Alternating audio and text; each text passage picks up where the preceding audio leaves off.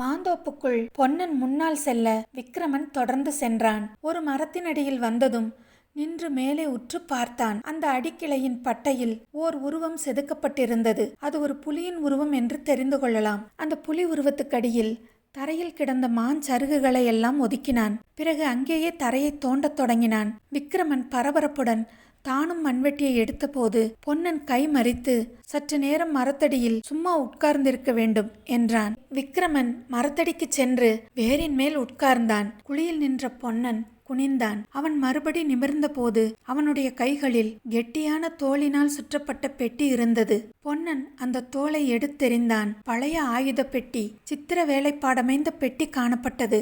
விக்கிரமன் விரைந்து சென்று கைகளை நீட்டி அந்த பெட்டியை ஆவலுடன் வாங்கி திறந்தான். உள்ளே சிறிதும் மலினமடையாமல் இருந்த ஓலைச்சுவடியை கண்ணில் ஒத்திக்கொண்டு பெட்டிக்குள் வைத்தான். பிறகு பட்டாக்கத்தியை கையில் எடுத்து கொண்டான்.